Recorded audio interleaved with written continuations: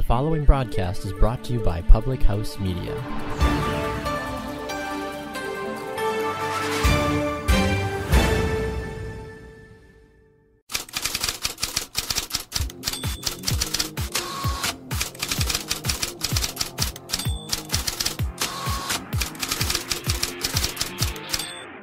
The latest headlines. He's so much better as that number 2 option. The insightful interviews. Michael Scotto, Basketball Insiders. I don't think there's an Italian sit-down between LeBron and Kyrie. The hottest takes. Teams that do run the system that Colin thrives in have starting quarterbacks. Can all be found on Press Row. Here's your host. You can only envy being that good ever in your life. Christian Heimel.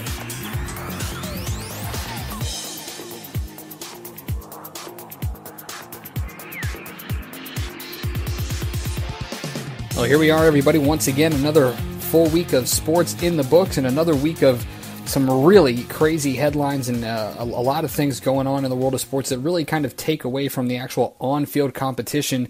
This was a bad week for the whole stick-to-sports narrative because, number one, it shouldn't have to happen, and number two, it certainly isn't going to this week with everything that's been going on, whether it be from the protests or demonstrations, whatever you want to call them, on the NFL sidelines over this past weekend to what broke Tuesday morning and really has become kind of the top story in sports, and that is the arrest of 10 different people, 4 of whom are assistant college basketball coaches, as well as the head of global marketing for Adidas in this play-to-play scandal, this bribery scandal, corruption, whatever term is being thrown out there in the world of college basketball, and it's something that we're going to talk about in just a little bit with Adam Zagoria. He is a basketball insider for zagsblog.com, and this is something that is really just kind of scary in the world of college basketball and college sports in general. I mean, this is something that we've talked about and has been talked about ad nauseum for years, is this idea of paying players and these scholarship players.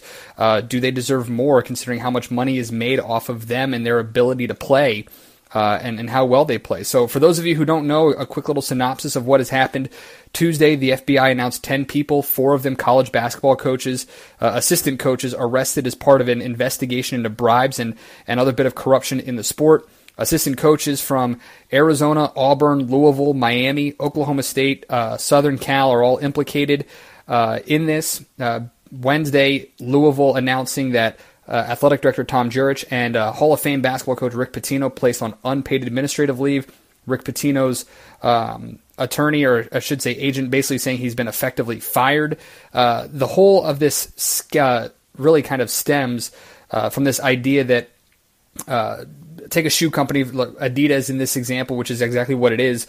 Adidas paying these college coaches to recruit these players and to Adidas-sponsored schools, which Louisville is, and then upon graduation, or whatever they be, drafting into the NBA, upon playing professionally, those coaches then steer them to sign with a specific agent, a specific shoe deal, and that is where they get their money from. And then this money goes back to the players as a reason for them to be able to play. So it's really, really kind of scary and disturbing, this idea that all these players, all these high caliber, talented young men in high school are being used essentially as corruption tools for college basketball, for programs that make millions upon millions of dollars on their talent. And these kids, whether you like it or not, agree with it or not, amateurism and all of that, these kids are earning these schools millions and millions of dollars. Johnny Manziel and basically his ability basically helped pay for a new football stadium at Texas A&M. So, I mean, you look at what has been happening, and this is something that has been a 3-year investigation, but the part that scares me is the fact that so many people have basically kind of shook this off. They're not shocked about it, saying this has been going on for decades, for close to 30 years, and that's something that I don't understand. But again, while there are assistant coaches at a number of different schools, the biggest one that is really kind of making it happen, or at least being implicated, is Louisville, and a lot of it centers around Brian Bowen, a 5-star recruit who was identified in this report from the FBI as player 10, and Jim Gatto, the head of global marketing for Adidas, who's been with the company for 24 years, as well as a couple of agents who have worked for a number of different players and coaches and have helped funnel these players through, getting cash on the back end for it and getting cash to these players as essentially bribes to get them to go play for a Louisville or an Auburn or a USC, whatever it is. It's a sad week in college basketball. I don't think this is going to be nobody's going to stop talking about this, because this is the tip of the iceberg, as a lot of people say, just because there's so many more things that can and probably will come out of all of this. People are going to start flipping on each other. These assistant coaches are going to start trying to get a deal so that they can rat out others. You're going to see many more heads fall. The Louisville program, I think, is in absolute shambles now, considering this is the third type of scandal with Rick Pitino as the head coach. So it's a really scary moment, especially with the fact that practices begin in college basketball tomorrow, September 29th, and games are going to start in just about a month and a half. It's a scary time to be not only a college basketball fan, but a college basketball coach, player, administrator, whatever it is. And it's not going to go away anytime soon. And I don't think it stays in college basketball. I think this expands to college football, which could you really be surprised at that these players who for so long have been basically pawns in the school and their ability to make money, they're trying to get paid somehow. And a lot of these athletes, especially these basketball athletes, come from low income and lower socioeconomic profiles. So why wouldn't they be trying this? And when it comes down, there's a difference between NCAA and FBI. FBI trumps all. So this is a really scary thing, and let's not waste any more time kind of talking about it. Let's get Adam Zagoria in here. He's the basketball insider at zagsblog.com. And Adam, I'm going to ask you the most generic question possible, but how bad is this? Well, Christian, this is it's very bad news. It's going to have a huge cloud over college basketball for, at least the upcoming season. Now, I will say that I have talked to some college coaches and guys like Fran Fraschilla at ESPN. There's some people who think this is a good thing because, they're going to attempt to clean up college basketball, and the guys who are doing it right and who aren't cheating are, say that they're happy that the feds are going to go after the guys who are cheating. I think that's the part that really kind of shocks me in all of this, is seeing media members, coaches, agents, whoever it is, saying this isn't anything new. This has been going on for 30 years. How did we allow this stuff to keep going on for nearly 3 decades? Well, it's kind of like, you're probably a little too young to remember the movie Casablanca, but Casablanca is one of the greatest movies of all times, and, there's a scene where Humphrey Bogart's running a casino in Casablanca where there's gambling going on, right, and everyone knows there's gambling going on in his casino, including the police. But one day the Nazis make him shut down the police shut down the casino, and the policeman tells Humphrey Bogart, "I'm shocked that there's gambling going on here." So he knew it was going on, but he let it go on. In this situation, I've covered college basketball for 15, 20 years. I can't tell you how many times I've had, people tell me player X or player Y was getting paid by college A or college B, or this kid took money or that kid got money. But it's virtually impossible to prove that as a reporter or even for the NCAA to prove it. What made this different was the FBI, the full power of the federal government and the New York Attorney General's office, went in with wiretapping and videotaping and, undercover agents. So they have the resources and the mechanisms in order to bring these people down. Why they decided to do it now and why they decided to focus on these schools is a great question. Maybe we'll find out later.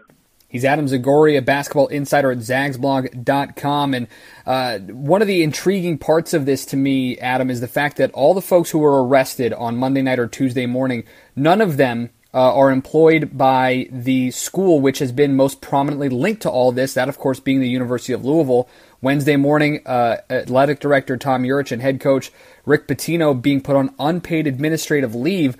Is there anything you have seen in this report from the FBI or any other subsequent reports that have come out that may suggest as to why no one associated with the University of Louisville has been arrested or anything of that sort? Yeah, well, Christian, the obvious link here is that the FBI reports have a player who committed on June 3rd getting $100,000 from a school. That school wasn't named, but the player who committed on June 3rd was Brian Bowen, a 6'7" small forward from Michigan, who committed to Louisville on June 3rd. And at the time, it was, raised some eyebrows because his initial list of schools was like Creighton and Arizona, NC State, Michigan State. He didn't mention Louisville at all.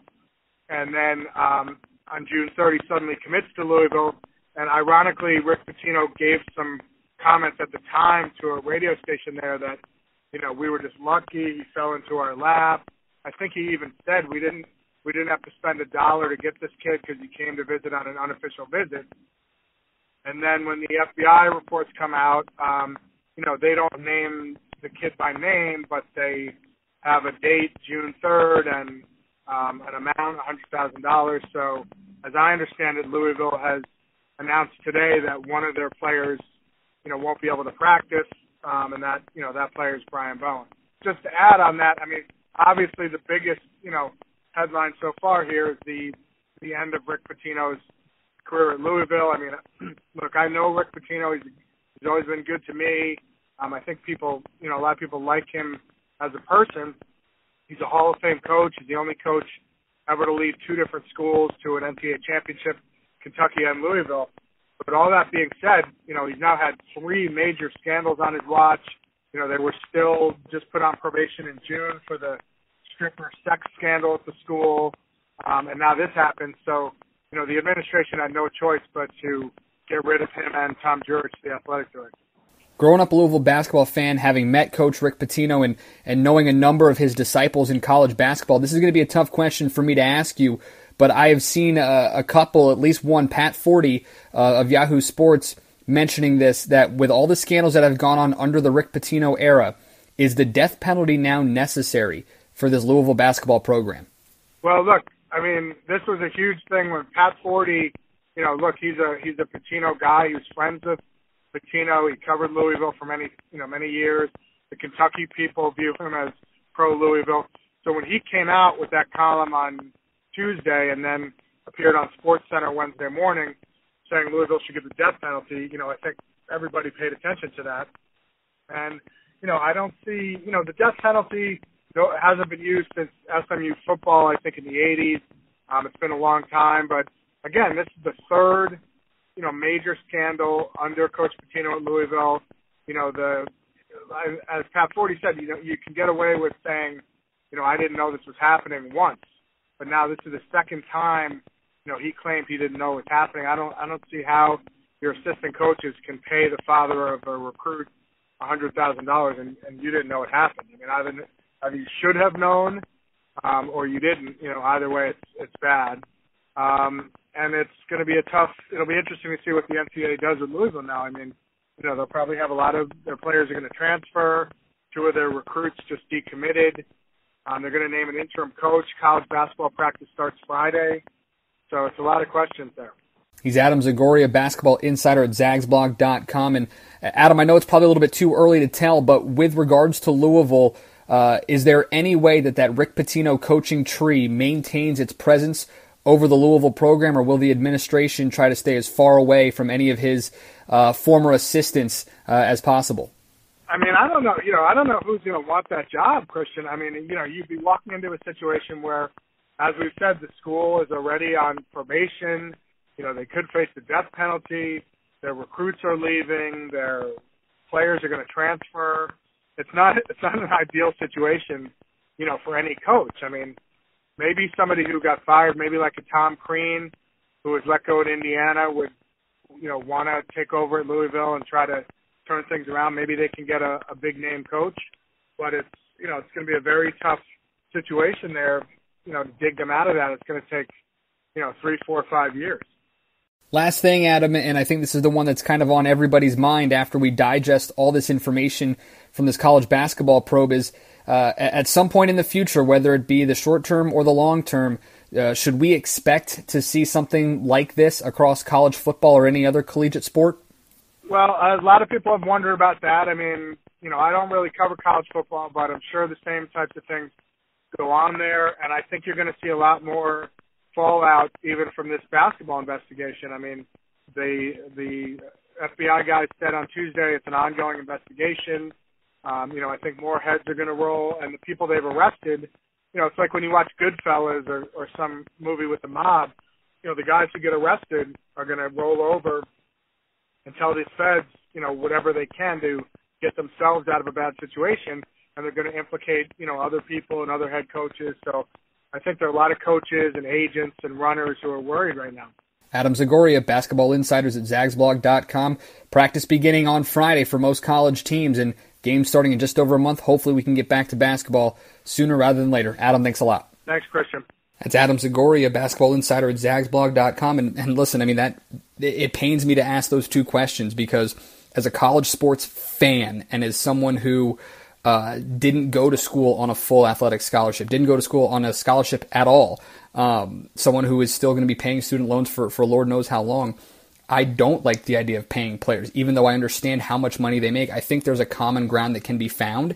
I think this is something that is going to force that common ground to be found, whether it is these recruits based on how talented they are. They get a certain amount of money put in escrow, and they can essentially it's like a savings fund or a mutual fund. They can't touch it until they graduate or whatever the stipulations are. I think this type of probe and this sting is going to force those decisions and those conversations to be had so that things like Brian Bowen don't happen again. Things like what is going on right now in our world and the fact that sports and crime and essentially, you heard Adam Zagoria mention it, almost like mob-type stuff is colliding here right now. And it is a really scary thing to happen. The other thing is I mentioned it with Adam Zagoria, as much as it pains me to say it, I think Pat Forty is right. I think the death penalty is necessary for Louisville basketball. I really do. I believe that wholeheartedly. This is the third time under Rick Pitino as head coach where a scandal has rocked this university. They were already on probation when this thing came out. It's even in the FBI's reports that the coaches are talking about how they have to maintain a low profile because they're already on probation. This is a scary thing, and I think the only way to really fix it is to basically disband the program. I don't know how you can go out and hire a new coach because you're going to have so many penalties put on from the NCAA, if it's not the death penalty, that are going to make it almost impossible to succeed there. So as much as a high-profile guy like a Tom Crean would be tremendous and someone that would be not associated with Rick Pitino's coaching tree at all, and I think a smart move, if the basketball program is allowed to continue at Louisville, I don't see how they're going to be competitive in the next decade. I don't. So maybe the best thing is for Louisville basketball to just cease operations for a few years, maybe a full recruiting cycle, a full 5 years. Who knows? But I think something drastically needs to happen as part of this scandal and these investigations that are going on by the FBI. All I know is that it's a scary time, and it is a very sad time if you are a college sports fan, because this is only going to get worse. This is supposed to be one of the best times of the year. College basketball is starting. College football is in full swing. And instead, you get this nuclear bomb dropped on the world of college sports, and it only makes things a lot worse knowing that it's just the tip of the iceberg. You're on Press Row. I'm Christian. I'm so happy to have you guys here with us as part of the Public House Media Network. Don't forget, many ways you can keep in touch with the show. You can follow us on Twitter at PressRowPHM. Find us on Facebook, Press Row Podcast, as well as you can find us on Instagram, PressRowPHM. Don't forget to subscribe on iTunes, on Google Play. You can find us on Stitcher.com, Spreaker.com as well. We are now officially actually part of iHeartRadio, so we are really excited about that. Download the iHeartRadio app. Listen to us wherever you go for free. As always, you can find us online at thephmedia.com, so we're certainly excited to be a part of that. This, again, the whole anthem demonstrations over the weekend in the NFL and now this issue in college basketball have really kind of trumped some big storylines in the world of basketball, in the world of sports in general, one of them being in the NBA, and that was that the one trade that everybody thought was going to get done the quickest is now finally here. It was the last one to go. Carmelo Anthony has officially been traded from the New York Knicks to the Oklahoma City Thunder. Inez Kanter, Doug McDermott, and a second-round draft pick in 2018 going back to the Knickerbockers. So Carmelo gets what he wants finally, and I think a lot of Carmelo fans are happy for him. Oklahoma City fans are now excited because you've got a three-headed monster in there, and Russell Westbrook, Paul George and Carmelo Anthony to kind of combat with the Golden State Warriors and the Houston Rockets now with Chris Paul and James Harden as well. So we'll see exactly how that all plays out. But Tommy Dee, he is the founder emeritus of the KnicksBlog.com on SNY. You can also find him on Patreon.com/Tommy Dee, a friend of the show, back with us now once again. And Tommy, it kind of got swept under the rug over this past weekend, but how did this deal get done, and what's been kind of the initial thoughts of New York Knicks fans? Well, Christian, always great to be with you. Hope you're doing well. I was watching video yesterday and a lot of the interview stuff and just, gathering a lot of information from training camp. And what you could tell right away was there seemed to be this sense of relief, You have a lot, and Enes Kanter actually said this in his press conference yesterday. When he first got here, he wasn't sure what to expect, and when he got into the locker room, everybody was kind of just, joking around, good friends, seemingly like it was kind of a family-like atmosphere. And that really is different from what it's been over the last couple of years. Obviously, when you go into training camp, everybody's talking about, being optimistic and you're 0-0, everybody starts 0-0, the normal cliches. But to actually hear the sound of relief from an outsider who everybody around the league really thinks the Knicks are a dysfunctional organization. So right off the bat, you're seeing this sort of youthful exuberance. And, you don't want to say Melo was this big, shadow, but he was very polarizing. And I don't think that's an unfair statement. He was a guy who, people on the team either loved him, some guys did not. And certainly the front office had their issues with him, which is why he's no longer here. And the Knicks are ready to move forward. So how did this deal get done? I mean, obviously Carmelo has to waive his no-trade clause to be able to go to Oklahoma City, but was this Carmelo sort of realizing that if he's going to get out of New York, he's got to expand the list of places he would waive that no-trade clause, or did the Knicks actually get a deal that really kind of benefits them as well? Yeah, the Rockets stuff was never really, from what I'm told, was never really that serious. I know a lot of people said that it was, it was very close. That was never my sense. The Knicks were never going to take back Ryan Anderson. The Rockets didn't want to trade Eric Gordon. This is a lot of stuff that we talked about over the summer. They need Gordon as kind of that off-the-ball option for Chris Paul and for James Harden. They need Trevor Ariza. He's a great spot shooter and certainly a good 3-and-D guy. So the Houston stuff, Knicks tried to get other teams involved to get Melo down there, but it just never came together. How this one came together was really a relationship thing, and that's really, what the NBA is at its core when it comes to making deals. Scott Perry has a great long-term relationship with Sam Presti. Rob Hennigan, who Scott Perry worked for in Orlando, and Presti are very close. So he was able to reach out to Presti, who obviously did the Paul George deal, and I thought Mills and Perry did a really smart thing by following the market of that Paul George trade. A lot of people say, they didn't get a pick, Indiana didn't get a pick back, it was a bad trade. They got back a lot of production for a player who was not going to be on this team going forward. So when you trade players like that, you have to be able to get back production.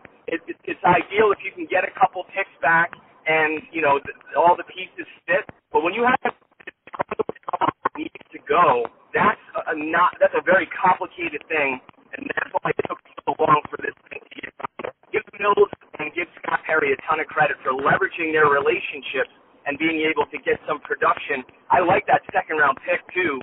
Chicago obviously just parted ways with Dwayne Wade, so you're looking at that pick could be in the 31 to 36, 37 range, maybe a little bit higher if the Bulls surprise people, which I don't see happening. But again, give Perry and Mills a lot of credit for being able to get a deal done and allow this franchise to move forward. He's Tommy Dee, founder emeritus of the KnicksBlog.com on SNY, as well as you can find him on Patreon.com/Tommy Dee. And I want to ask a little bit about Carmelo's career here because, as noted, he's a gunner, he's a big-time shooter, always has been throughout his career, but many folks have made reference to his best games have been in the Olympics when he's playing with other superstars and he's not the sole focus. On a team with Russell Westbrook and Paul George, is he going to be able to really succeed here and maybe have a shot at that ring? Well, it's going to be difficult in that conference. Golden State obviously is still the class of the conference and probably the league. Cleveland hasn't done much to get better. What does this do for Carmelo? Well, to me, I think what you're looking at is a guy who finally came to the realization, that he needed help and he couldn't do it himself. And Kristaps Porzingis was not on the level to play with him. He couldn't really pair well with him. That it wasn't exactly the best 1-2 fit. Obviously, the Knicks are excited to be able to build around Porzingis and not have Melo's blooming offensive game, and ball sticking to him, mentality. But he came here to want to win, and a lot of fans will always respect that and appreciate that. A lot of fans will always be loyal to him. You've seen that right off the bat. The front office was not able to surround him with the pieces that he needed. I think the biggest mistake that they ever made was the Chauncey Billups decision to renounce him. I thought Melo and Billups had a great, combination of skills together. Melo was a great post player, great half-court player. Billups could play off that good spot shooter. Then you can move Amari to the 5, and they could do some things. I remember a big win that they had down in Miami, where Amari blocked a shot of LeBron at the rim at the buzzer. But then obviously they got rid of Billups. And they weren't really able to surround Melo with the guys that, complimented him. And you need to do that. And that's why the criticism is always, well, Carmelo didn't make people better. He just wasn't that type of player. He needed specific players, especially at the guard position, who he could play off of. And aside from Jason Kidd, they just weren't able to put anybody around him. You mentioned Enes Kanter and Doug McDermott coming over in the trade, as well as obviously the draft pick for next year. But now that Carmelo Anthony is gone and Knicks fans can start to look forward here, you love Kristaps Porzingis, I do as well. What can Knicks fans expect? How is this team shaping up now for this coming season? Well, I think they certainly have more moves to make. Which guard they go out and try to get, whether it's in the season or at the deadline, still remains to be seen. I think they're happy with what they have now and trying to develop young players. They can lean on the draft. Again, they have 3 draft picks now. In the one that they brought in from Chicago, I believe they still have their second rounder, unless they may have traded that in the Hernan Gomez trade. I don't know that off the top of my head. But what they're building now starts with up front, and what Jeff Hornacek said yesterday in his press conference was, because of Kyle O'Quinn and because of Hernan Gomez and because of Kanter and Noah, you're going to see Porzingis a lot at the 4. And I personally like that. I don't think that they should be focusing on kind of all this just space and pace stuff. I think if you have an advantage up front, you should leverage that. Putting KP at the 4 is a nightmare mismatch for stretch 4s, and he can also stretch out as well. So you'll see a lot of horns. You'll see, they did even mention a little triangle yesterday, which I got a kick out of. But I really think surrounding him with bigger players who can help him rebound up front for 48 minutes is going to certainly help his development. And then, against second units, which they used to do a lot last year, was put him at the 5 against backup centers, and him against the backup center is an absolute mismatch. In that kind of late first and third quarter rotation and that early second quarter and fourth quarter, where he's really able to go out and expose second team. So I think you'll see a lot of that. Hornacek likes to do that, and I think KP will certainly continue to grow with more touches and being the focal point of the offense. It's definitely something he's excited about too. You talk about Knicks fans always being respectful of what Carmelo wanted to do by going to New York and winning, but ultimately, as you look back on his time with the Knicks, where will you rank Carmelo Anthony among those to put on that uniform and to call Madison Square Garden home? It's funny. I put that on Twitter the other day, and I mentioned that he's not in my top 5. He's on the outside of that. I would say him and Bernard King certainly are right on the outside. But you're talking about Ewing. You're talking about Willis Reed. You're talking about Clyde Frazier. You're talking about Pearl Monroe and Dave DeBusschere. And I remember getting a lot of pushback about Dave DeBusschere from people who clearly have no idea who Dave DeBusschere was. Carmelo was not, in my opinion, better than any of those guys, so it's impossible to rank him in that top five. A great player, certainly a Hall of Famer, definitely someone who was able to obviously have some really great moments in a Knicks uniform, and he'll go down as a Hall of Famer and a pretty good Knick. He didn't spend his whole career here. He had great years in Denver before he came here. So I don't consider him an all-time great Knick just because he wasn't able to win at the level that those guys in the 70s were. You can say, okay, Ewing didn't win a championship, but at the same time, he was a Knick for virtually his entire career. He holds all of their records, and he's clearly number one for me. And Carmelo certainly sitting outside the top five for sure. I'll leave you with this, as Carmelo Anthony is now traded and training camp is open for just about every NBA team at this point. When you look back at what has, in my opinion, been the best offseason for the NBA, what with all the attention paid to the D-League as well as all the trades that went on in free agent signings, how do you look back on what has been an eventful summer in professional basketball? It was interesting. It was the summer of LeBron without LeBron speaking. Everybody was really just focusing on, what's LeBron going to do? And LeBron didn't really have a choice. So, it was kind of fast-forwarding it and talking about what's going to happen next year, where a lot of the people, I've talked to around the league are saying that it's almost a foregone conclusion that LeBron's going to end up in Los Angeles. So I respected the heck out of Kyrie Irving and his kind of preemptive strike, if you will, to say, I don't want to be a part of this year. I want to go be my own man. I want to play on another team, and not being if you will, at the mercy of LeBron's next decision.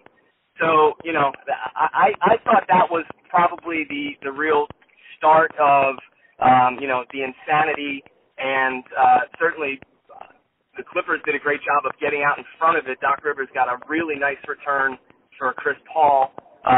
We mentioned Paul George, which I thought was a decent return for the Pacers, because you want to maintain that balance, within the league, even though it's pretty impossible these days. You'd like to think that there can continue to be some balance in those really good cities.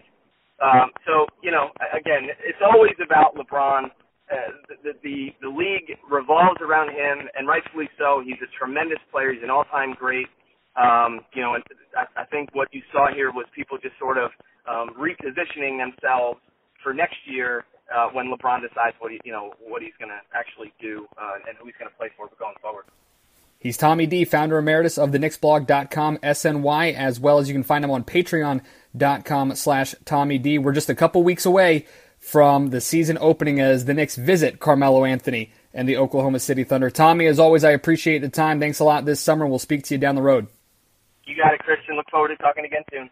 That's Tommy Dee of thenixblog.com, founder emeritus, and as well as patreon.com/Tommy Dee. And listen, I mean, whether you like Carmelo or not, the truth is he actually does play better when he's not that number one guy. The biggest knock on Carmelo, I think, isn't necessarily him as a player. I think it was his inability to recruit people to come play for New York. Now, a lot of that had to do with the coaching issues that were going on, not wanting to play for James Dolan, maybe wanting to go play elsewhere with a LeBron James or a Steph Curry or a Kevin Durant, who probably had a better chance of individually winning a title where maybe you only needed one or two pieces. But I think in Oklahoma City, it's a great spot for him. Billy Donovan as the head coach is tremendous. I think he's one of the better coaches in the league. But I don't know if Oklahoma City has enough to be able to knock off the Golden State Warriors. I mean, you look at them just a year ago, they were only 47-35, and that was just essentially Russell Westbrook doing it by himself. So now that you add in Paul George, now that you add in Carmelo Anthony as well, maybe you do have some pieces there. Who knows? Victor Oladipo, I think, is a very good 3-guard there. He'll be interesting. 2-guard. It'll be interesting to watch with him as well. But you're going to have Carmelo maybe play a little bit out of position there. You'll probably have Carmelo playing at the 4 if he and Paul George are both on the same page. And again, one of the biggest knocks, I think, from a talent level is Carmelo's inability to play defense. He has never once been an all-defensive player, and I don't expect to see that, especially in today's NBA. So if you're in Oklahoma City, you got to be a little bit excited. Maybe you have some pieces there to be able to make things work and challenge Golden State or challenge Houston, but I think maybe you're a 52-win team, maybe a 5-win improvement from last year. I don't think you're going to really challenge anybody. You might win the Northwest Division, but that's not going to get you anywhere. You still got to go through San Antonio, Houston, and the Warriors, and then eventually either the Celtics or the Cavaliers. So we'll see what happens. Meanwhile, Knicks fans, you finally get to move on from Carmelo. You can stop worrying about if he's going to be traded and all the drama that goes with Carmelo Anthony, and just kind of focus again on basketball now for the first time in a long time there in New York City. I'm Christian Heimel. You're on Press Row. Don't forget to like us on Facebook at Press Row Podcast. You can also find us on Twitter and Instagram, Press Row PHM, as well as on Stitcher.com, Spreaker.com. We are now on iHeartRadio, along with iTunes and Google Play. Lots of ways to follow us, and we certainly appreciate you guys doing that each and every single week. Mentioned the Cleveland Cavaliers, and they added another name to their roster, another big-name roster in Dwayne Wade. He getting the buyout from the Chicago Bulls and now joining the Cleveland Cavaliers, and I don't really know what this means. I don't think it really helps the Cavaliers that much. Dwayne Wade at 35 years old on that team with LeBron James and Derrick Rose and Isaiah Thomas, Kevin Love, as well as Tristan Thompson. I don't know if there's enough on this team to really do anything here. I mean, Amon Shumpert, if Richard Jefferson he's 37, going to be 38 come the finals next year. It's an older team, especially when you add a guy like Dwayne Wade in there. Again, you traded Kyrie Irving 2 years younger than Isaiah Thomas, and you've got Isaiah Thomas who he may miss half the season, he may miss the whole season. Nobody knows what that hip is going to be like until he finally steps out there. So I think if you're a Cavaliers fan, you like the fact that LeBron's got someone he's used to playing with, someone he likes playing with, someone he's won championships with. But I don't know how much you can really be excited about Dwayne Wade joining the Cleveland Cavaliers, a guy who, as tremendous as he has been throughout his entire career, he has really started to slow down over the last couple of seasons. I mean, one of the biggest things I look at as players get older in the league is just how much they are actually playing, how many games have they played. And Dwayne Wade, aside from his third and fourth years where he was maybe a little banged up there, had his lowest minutes per game total in his career last year, just under 30 minutes a game. So a couple of bad knees. Again, 35. He's going to be turning 36 pretty soon in January. So I don't know how you feel about that if you're a Cleveland Cavaliers fan, other than just thankfully you still have LeBron James. Again, I said it back when Kyrie Irving was traded to the Celtics. I think that makes the Celtics the top dog in the East. And Dwayne Wade doesn't change that for me, because no matter how talented LeBron James may be, or Kevin Love or Tristan Thompson, you don't have that point guard anymore. And unless Isaiah Thomas is 100% healthy and is the same Isaiah Thomas as a year ago, who knows? We'll see what happens. But it's going to be interesting to see what happens on October 19th when basketball rejoins our focus here. And this has been a great year for basketball, because we talked about it all through the summer, and it's rare that happens. So one of the things we're going to talk about throughout, it seems like, our existence in the foreseeable future is this idea that sports and politics don't mix. Listen, I have hated the idea of stick to sports. I think it's an insult to anybody who covers sports or is involved in sports that we are only good enough to focus solely on that and not anything else. Like, we don't offer anything else to the outside culture.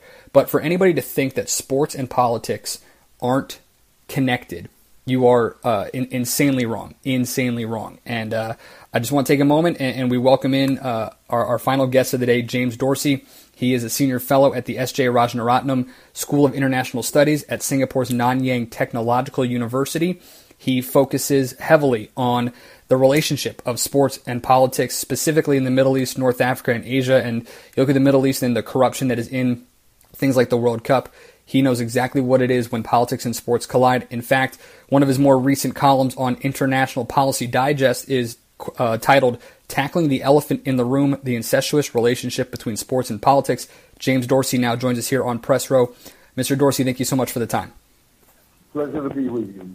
Well, Mr. Dorsey, I'll start right here at the top. As much as U.S. sports fans may not like the idea of politics being interwoven within the sports culture, this isn't something new in U.S. sports, is it? No. Well, first of all, it's not something that's new in sports as such, because sports has always been political. And it's not just sports fans who don't like it. Essentially, international sports associations, national sports associations, regional and local ones, all deny that there is a link between sports and politics and insist that the two are separate. While in fact the two are joined at the hip. They're Siamese twins, and you cannot pull them apart. In the United States, it's obvious, it's evident. Just the singing of the national anthem before every game is a political act.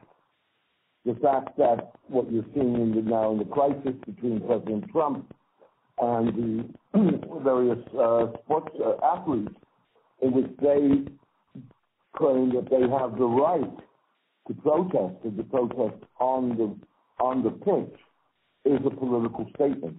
I always go back to Jesse Owens in the Olympics and even Muhammad Ali as an activist in general. But as we look at this as sports fans or as media members in the United States, where do these sports figures, where do these athletes or coaches or team owners find this idea to become enveloped within a political aspect of their lives on a competitive atmosphere? Well, first of all, I think that you've got to realize that sports is obviously a form of entertainment, it's a form of exercise, but it also has policy implications. So sports is, for example, important for national health.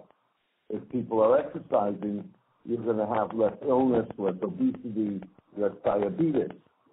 So a government has a sports policy. By definition, that's political. Over and beyond that, a lot depends on the country you're talking about, and maybe even more fundamentally, the political system you're talking about. So in democracies, Western democracies, there is a greater degree of trying to draw a distinction, even though politics is involved. Just think back, I think it was about 2 years ago, that John McCain, the senator, came out with a report about the military in sports and how the military was using sports, how you get military flyovers over important games. All of that is a political act.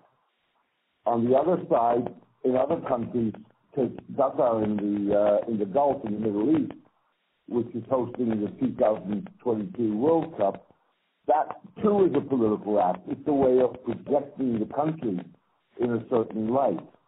So I think the fact of the matter is that you've got to sort of get rid of the fiction that the two are separate, and then figure out a way that you govern a relationship like this, just like you govern other relationships that involve that are inextricable but potentially involve conflicts of interest.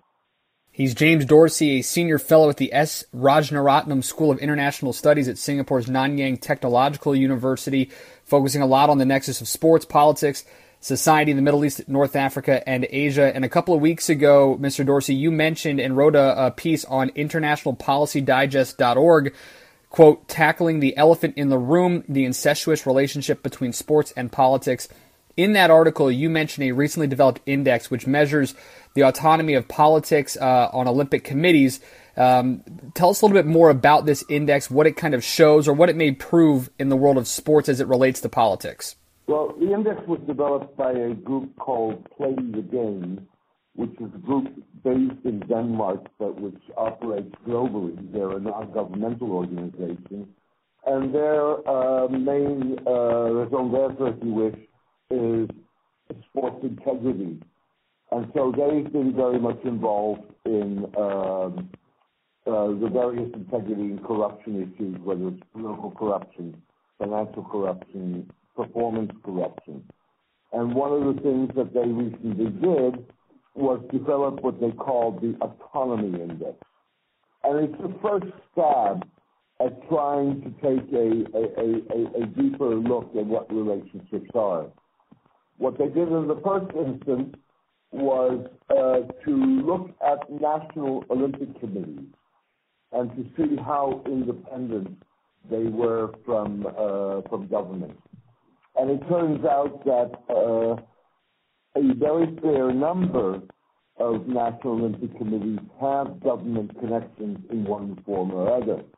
The highest rate of that relationship was that about 1/3 of all national Olympic committees in Asia have government connections or are government controlled. But I think the percentage in Europe was about 16%. And the Americas, North and South America, are also not free of that. As I mentioned, you focus a lot of your work on the relationship between politics, sports, and society in North Africa, the Middle East, and Asia. Looking at that region of the world here, and with the corruptions we talked about in soccer in that area, especially with the World Cup, how do we as U.S. fans, I don't want to say come to terms with, but maybe begin to at least accept how closely joined sports and politics are so that it's not necessarily a distraction, but merely a way to begin discussion in certain aspects of our political atmosphere? Well, I don't think it's a question of whether you have to get used to an idea. Frankly, it's a question of recognizing reality. So, in other words, we're not talking about a concept that we're debating and trying to figure, getting used to it and see how you implement it. This is the reality. But it's a reality that everybody finds convenient to deny. So I think that the first step is to recognize that reality. And it may very well be that recognizing the reality is not going to happen at a national level, for example, in the U.S., but that it's the international sports associations that have to do that. Now, to be fair, Thomas Bach, who is the president of the International Olympic Committee, I think it was 2 years ago at the Asian Games in Incheon in South Korea, for the first time, and it was a very careful statement, but for the first time acknowledged that there is a relationship between sports and politics. He went further in the sense that he also spoke about the relationship between sports and business. And there again, you see that in the United States, those relationships, the business relationships, are much more defined and much more open and much more common than they are in other parts of the world, which is why he mentioned it. But, so that was the first step of recognizing that relationship. We're not there by any stretch of the imagination. Thomas Bach hasn't really followed through on this. But once you've recognized simply reality, then you can start debating, how do I deal with this? How do I create a system that is fair towards everybody, politics, sports, business, but also creates benchmarks, yardsticks, there's some degree of supervision. Given all the national anthem demonstrations here in the United States during this past NFL weekend, and given how embedded sports and politics are in the society here in the U.S., is there any chance we can look back on this past weekend in maybe a couple of years, hopefully a couple of months, and think of this weekend as a good thing for U.S. politics, U.S. sports, and U.S. culture as a whole? Well, it all depends, of course, on what you do with it. I would argue that there's a silver lining in what happened this weekend. So, in other words, President Trump, by condemning athletes for protesting on the pitch, not because sports and politics are separate, but because he wanted respect for the U.S. flag and for the U.S. military. Both sides of that argument, so in other words, President Trump and the athletes and the owners and whoever stood with them, were in effect saying, this is political. So if I'm protesting against discrimination, racism in the United States, that is a political act. If I'm saying that I should be standing when the national hymn is played, in respect of the flag and in respect of our military, the U.S. military, then that again is a political act. So the silver lining is that if you recognize that, that would be a major step forward. Whether that is what's going to be the outcome of this dispute, history will tell us. James Dorsey, Senior Fellow at the S. Rajaratnam School of International Studies at Singapore's Nanyang Technological University. Again, one of his more recent columns discusses the relationship of sports and politics, something that here in the United States we are dealing with maybe more head-on now than we ever have before.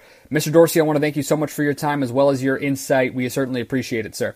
It was a pleasure. I hope it was helpful.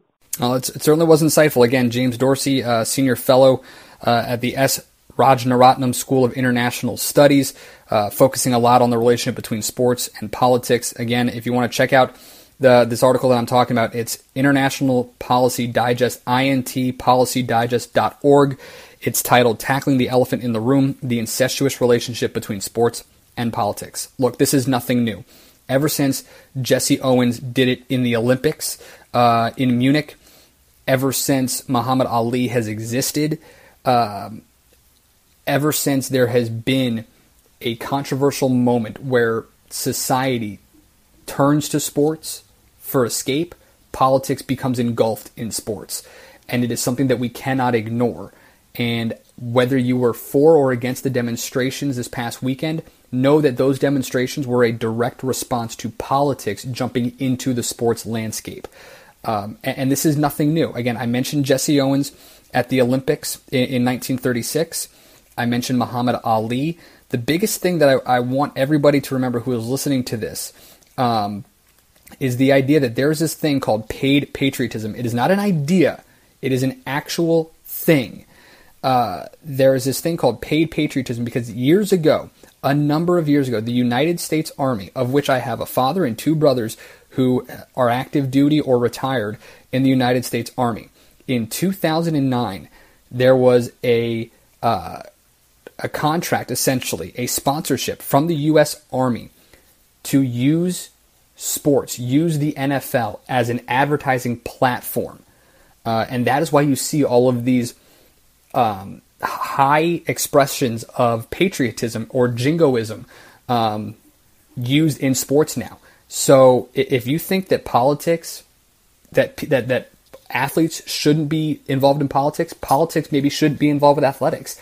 And that's where it starts. And that's what James Dorsey was telling us, is that this is nothing new. This is how it has always been. Anytime there's a governing body of a sports franchise or a sports entity, that in and of itself is politics in sports. So it is always going to be here. The important thing to note, and I have said this to anyone who will listen, and I will continue saying this until the day I die, the important part about these demonstrations, they are a means to an end. Stop being upset about the method of protest and understand the reasoning for the protest. If we did more of that, wondering why the protests are happening, understanding why the protests are happening, talking about why and not how the protests are happening, things would smooth over a hell of a lot sooner. It's so much more important for us to not discuss how you protest, but why you protest. The only way change happens is if you make enough people uncomfortable that they are forced to talk about it. Every single discussion you don't want to have, think about it. Every single discussion in your personal life, in your professional life, whatever it is, you don't want to have it until it is too much to take, until you are so uncomfortable that there's nothing else to do but either talk about it or run away from it. And we cannot run away from it anymore. We have to continue making it uncomfortable for enough people where we have the discussion. And that is what these athletes have been doing. That is what Colin Kaepernick has been doing. He's been trying to bring awareness to a cause and discuss the cause to bring about change for the cause. It's what all those players this past weekend did. It's what Bryce Maxwell of the Oakland Athletics, the first baseball player to take a knee, did. And it's something that a lot of us need to do more of. We need to start having a conversation about why people protest and not how they protest. I want to thank my guests for coming on this week. Big jam-packed show, and I appreciate every single one of them. Adam Zagoria, Basketball Insiders, zagsblog.com. Make sure you check in with him for the latest on this college basketball FBI bribery case going on, as well as Tommy Dee, founder emeritus of the knicksblog.com, SNY, and patreon.com/Tommy Dee, talking the Carmelo Anthony trade. And then finally, I want to thank James Dorsey, again, senior fellow at the S. Rajaratnam School in Singapore. Thank him so much for discussing, again, politics in sports and how this is nothing new and we shouldn't be afraid to talk about it anymore. Don't forget, you can keep up with us on social media. Follow us on Twitter and Instagram at PressRowPHM. You can find us on Facebook as well, Press Row Podcast, Public House Media. Find me on Twitter at Chris Heimel. Subscribe, like, review us, share us with your friends all over Google Play, iHeartRadio, iTunes, Stitcher, Spreaker, and of course, thephmedia.com. I'm Christian Heimel, and until next week, I will see you on Press Row.